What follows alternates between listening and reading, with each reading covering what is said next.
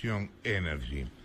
Bueno, la inflación de junio, tal como adelantó Cecilia Bouflet, como venimos diciendo, apunta a ser la más alta del año y podría superar el 8%. Uf. Wow. Dicho así. A ver, con la información de 4 semanas, en el gobierno ven un número arriba del 7 y consultoras privadas como LSG estiman que julio, ha terminado con un incremento del 8,4. Terrible. Con esta cifra proyectan que la tendencia se aceleraría a 2 dígitos mensuales si no se corrige la velocidad del gasto, que es lo que no va a pasar. Corregir ni la velocidad del gasto ni el gasto. Guido Lorenzo es economista, socio y director justamente de LSG. ¿Qué tal, Lorenzo? Jorge Arantazoy, buen día. ¿Qué tal, Jorge? ¿Cómo te va? Buen día. Bien, viejo. Contame, ¿cómo les da 8,4? Bueno, nosotros hacemos relevamiento de precios semanalmente. Lo que relevamos son principalmente alimentos y bebidas de grandes cadenas de supermercados. Y lo que estamos viendo es eso, que cada semana tuvo básicamente una inflación promedio de 2%, con lo cual fuimos acumulando todo lo que da mes a mes y estamos llegando a un guarismo parecido al que vos mencionabas, una inflación del 8,4%, por lo menos para lo que es el 30-40% del índice, digamos, alimentos y bebidas, más los otros bienes que relevamos y algunos servicios, se cubre ese 30%, 40% del IPC, y el resto se mueve más o menos a la par, con lo cual es esperable eso, una inflación que esté en ese rango. Cuando uno le suma, digamos, los otros componentes, ahí uno tiene textiles que también sufrieron remarcaciones fuertes y también tiene electrodomésticos que también tuvieron saltos discretos. Perdón, Guido, ¿cuánto les da alimentos, cuánto textiles?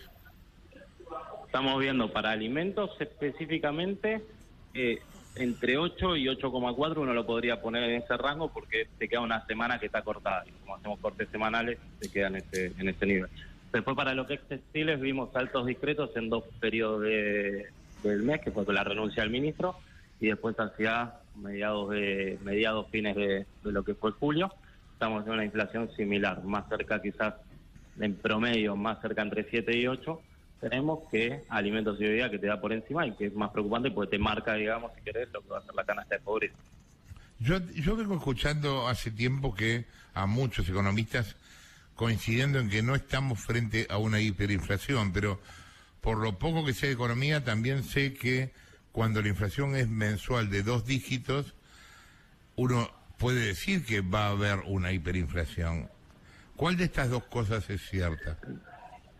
No hay una definición estricta de hiperinflación, pero uno podría decir, términos, digamos, bien coloquiales, de cuando un bien lo agarra y sube de precio todos los días, digamos, ¿no? Y eso quizás es por eso el contexto donde uno dice no estamos todavía en hiper, porque las cosas vemos nosotros que aumentan por ahí 2 veces en el mismo mes, no suben todos los días. Ahora, es una situación muy incómoda, sí, vivir con estos índices de inflación se convierte en algo traumático y que le quitan, digamos, incluso posibilidad de desenvolverse bien a la economía para la actividad real, no es simplemente, digamos, una cuestión de nominalidad, como se suele decir.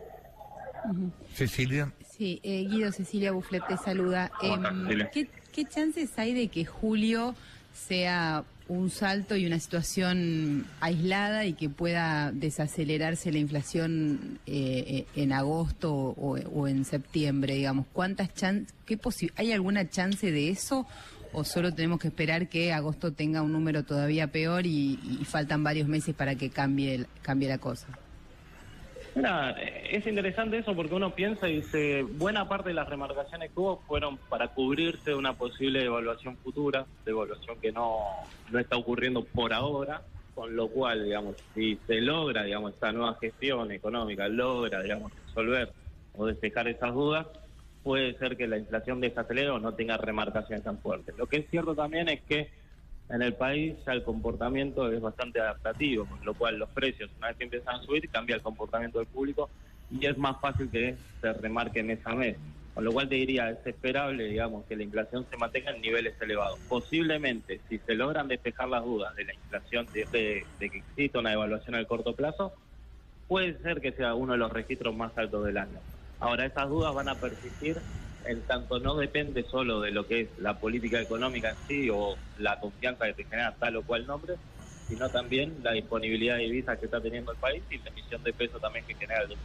fundamental, como se mencionaba al principio. Jessica. Sí, ¿qué tal, Lorenzo? Jessica Bossi soy. ¿Está Hola, con este mes de julio descontado el efecto de la renuncia de Guzmán y la corrida cambiaria? ¿Por qué pregunto? Porque uno escucha 8 y le parece alto, pero la verdad es que cuando esto ocurrió, sobre todo a principios de mes, veíamos que había locales, o de hecho hemos entrevistado a un montón de gente, que yo, productor de fábrica de papel higiénico, que había aumentado el 20%, es decir... parecían mucho más altos los aumentos, lo que se decía sobre los aumentos, que lo que termina apareciendo en este número, sin desconfiar del número del INDEC, sino preguntándome por esta diferencia y si está ya descontado el efecto de la corrida cambiaria. Está descontado y está pleno porque de hecho la renuncia fue sobre el último fin de semana de junio, con lo cual julio va a recoger todo eso. Te entiendo que hubo aumentos y nosotros los vemos, porque semana a semana lo vemos, de esto, de ese calibre, como decías, 20, 30%. Pasa que cuando uno mira el IPC es un promedio de todo lo que es en la economía, donde tenés buena parte de servicios y otra parte de bienes, y no tenés, digamos, todos los precios subiendo a ese nivel, por una cuestión simplemente que también el público, como se queda sin ingresos, no puede convalidar a veces esos precios. Con lo cual está teniendo, digamos, un efecto recesivo ya que impide que los precios suban a ese nivel. Pero algunos, efectivamente, vos cuando veas ahora en el dato de inflación de julio, algunos precios están subiendo ya triple dígito interanual. Claro. Están subiendo más del 100% en el año. Más del 100%, claro, en los últimos 12 meses. ¿Y en qué productos da eso, por ejemplo? Bueno, principalmente vos ves una buena dispersión entre lo que es un lado de la cola. Vos vas a tener autos, por ejemplo, es el caso más emblemático. Autos y autos usados están subiendo una barbaridad, muy por encima de lo que es el índice de inflación. Y por otro lado, si querés, prepagas que todavía siguen atrasadas o otros productos regulados, ahí están justamente tarifas de servicios públicos que suben y te tiran el índice para abajo. Si uno saca, digamos, todos esos componentes, o sea, los componentes regulados, la inflación hoy en día se ubica en un escalón muchísimo más alto. ¿Y cómo suben los autos cuando encima no hay autos? O justamente por eso sube, claro.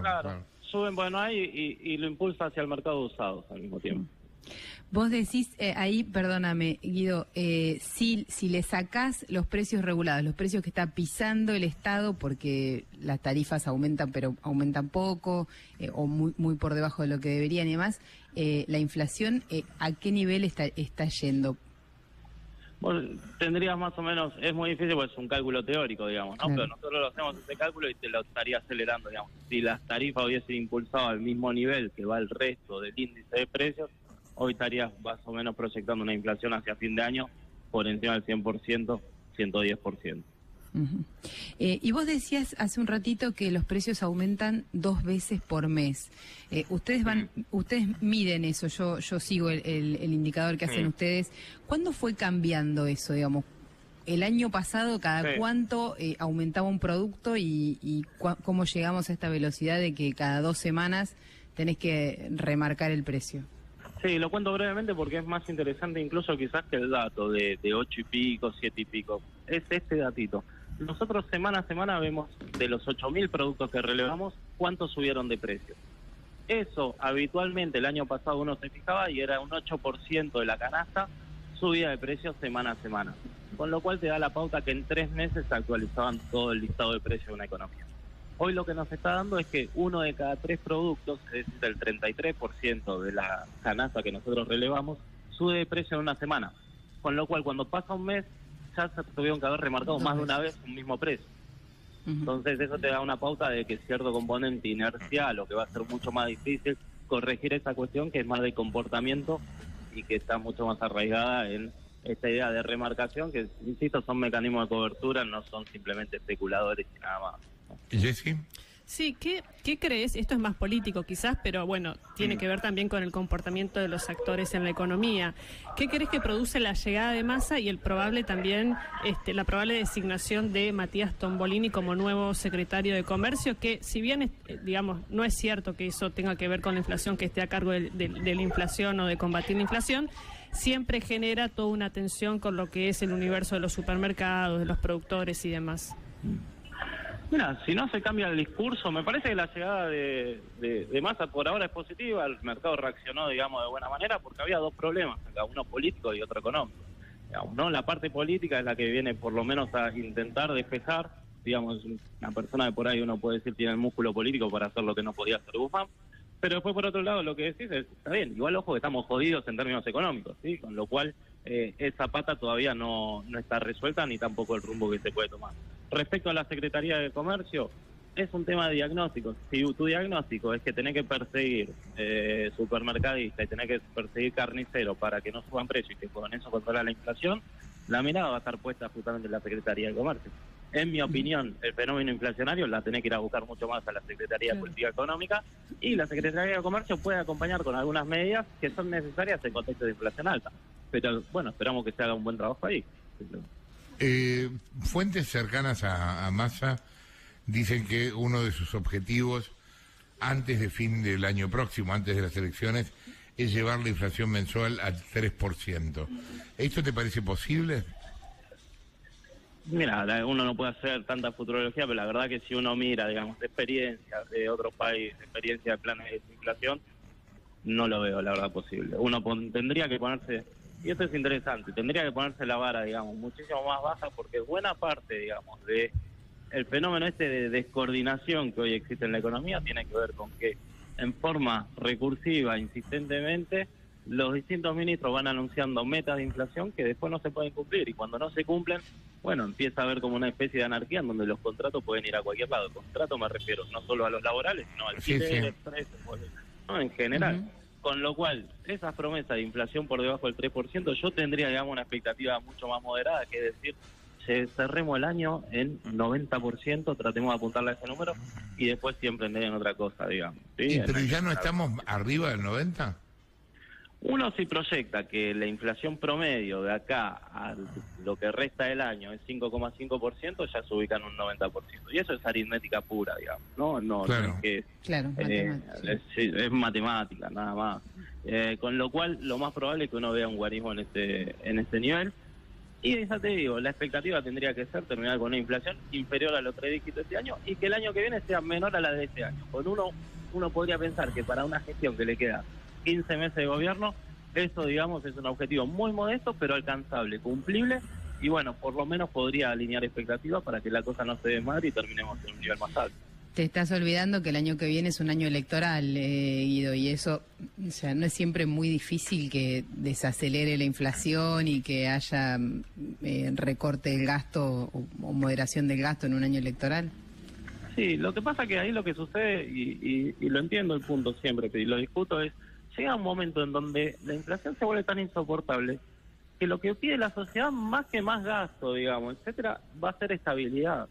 Entonces vos querés vivir tranquilo, digamos, ¿no? Y eso, vivir tranquilo, implica dos cosas. También no te alcancen los ingresos, pero también al mismo tiempo que vos puedas salir y veas que no se mueven los precios para cualquier lado, o que preguntes un precio y te lo cambien todo el tiempo, con lo cual en algún momento yo espero que la demanda de la sociedad sea también por una situación de estar mucho más, digamos, tranquilos en algún punto, mucho más estabilizados, que simplemente pedir aumento, con lo cual uno tiene esa expectativa de que puede ser que cambie ese rumbo de la política.